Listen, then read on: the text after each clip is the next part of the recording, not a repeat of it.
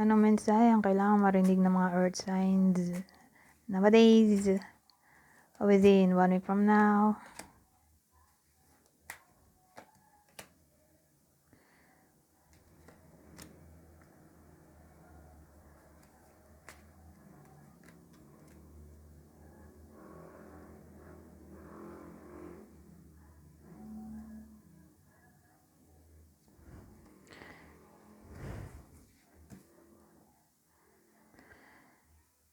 So, within 1 week from now, ang dating kasi, magiging matapang yung iba sa inyo. In a way na hindi na sila magpapaloko, hindi na sila magiging insecure, aayusin nila ang dapat ayusin. Lalo na kung may kinalaman sa stability, responsibility.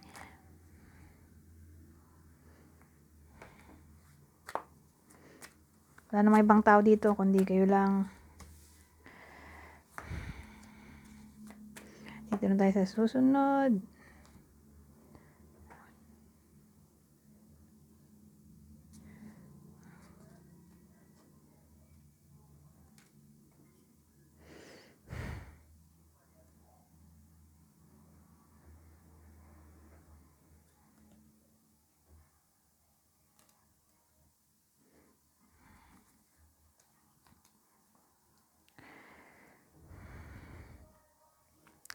Well, ang dating dito, may pagbabago daw na maaring mangyari.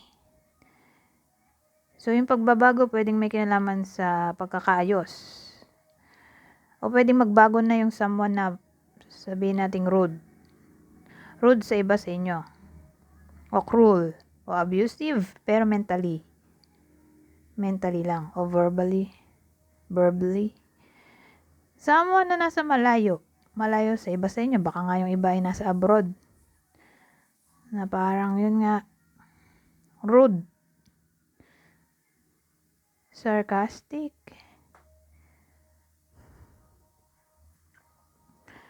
O masakit magsalita.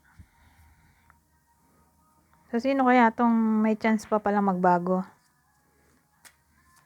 In a way na makikipag-ayos. O, ewan ko, babaguhin niya na siguro yung bad behavior o behavior niya. So, sino kaya to? Lalaki? Sa abroad? O malayo sa iba sa inyo? Pisces? Aries?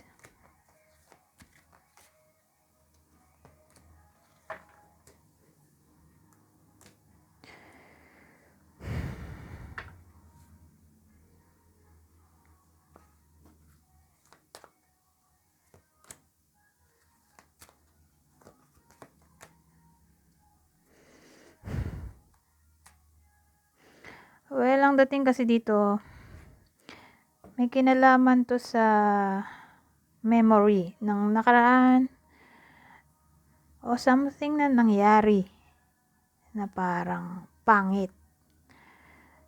So, ang gagawin ng iba sa inyo, iisipin na lang ang positive. At hindi niya hayaan na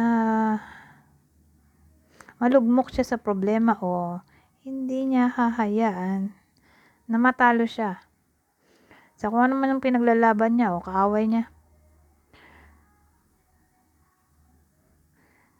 So, dahil di siya susuko, mag-i-improve yung kanyang luck o finances.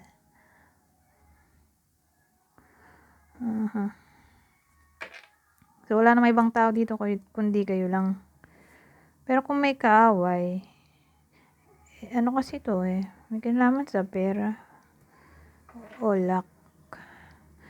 So, kung may kaaway man kayo, sino kaya to?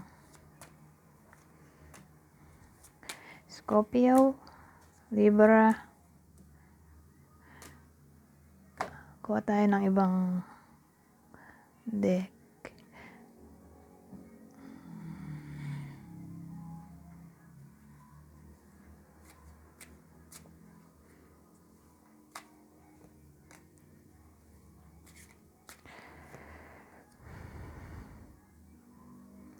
Ano to?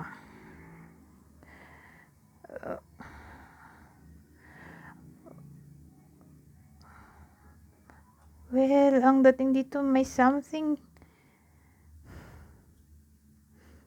na parang problem.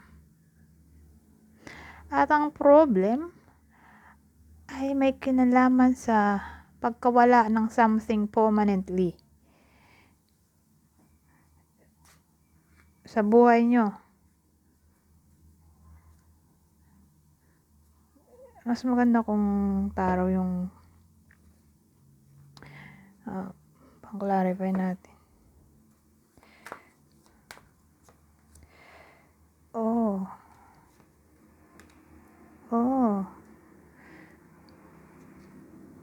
Well, may babae kasi dito.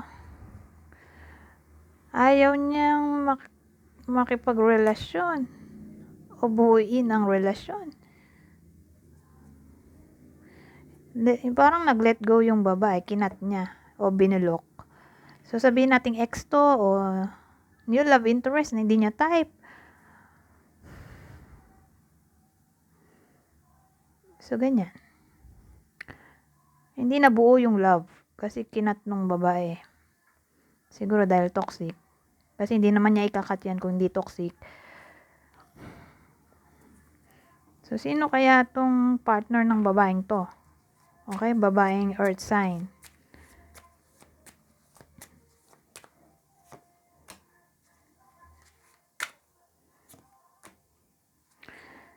Sagittarius, Cancer.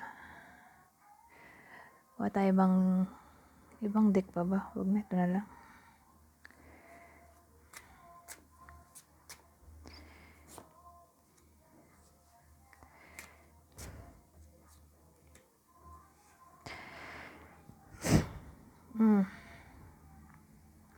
Ano to? So, ang dating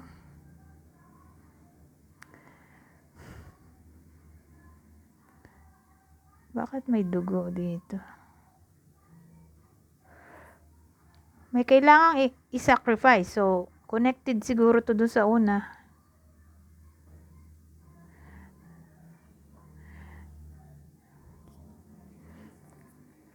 Ang dating may kailangang i-sacrifice para i-balance ang sarili. Di connected nga to doon sa una. Toxic nga kasi yung person. Kaya ikakat nung babae. Babaeng earth sign. Ayaw na nila dun sa ex. So, ayaw nila dito sa someone na para bang nanliligaw sa kanila. Pero di nila type. Ewan ko kung anong realization ang naisip nila na para bang na-turn off sila.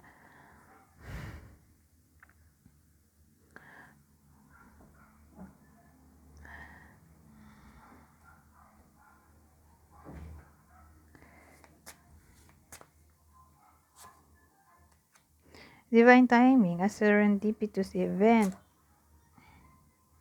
So, may something na maaaring mangyari by chance. Okay? Parang coincidence. Rendezvous, a private getaway photo is calling you. By chance? Ano kaya yun? Date?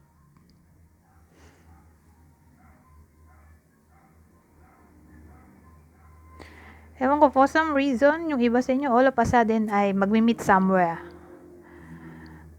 Okay? Ng kanilang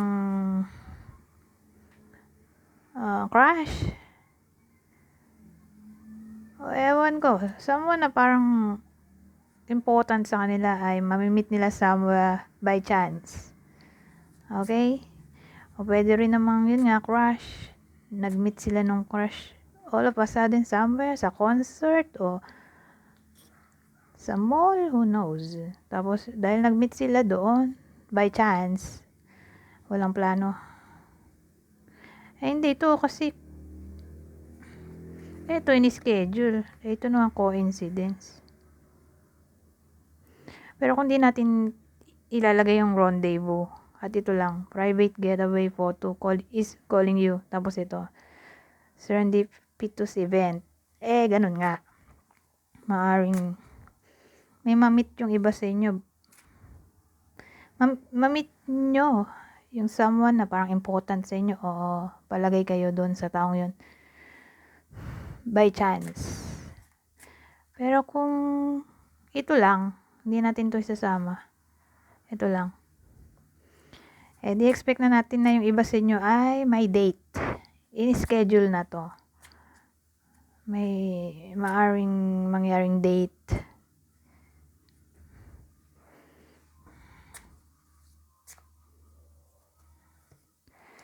Burning desire, flames of passion ignite. So, expect natin na yung iba. Okay, iba sa inyo ay magiging passionate ang kanilang linggo. Puno ng last of desire.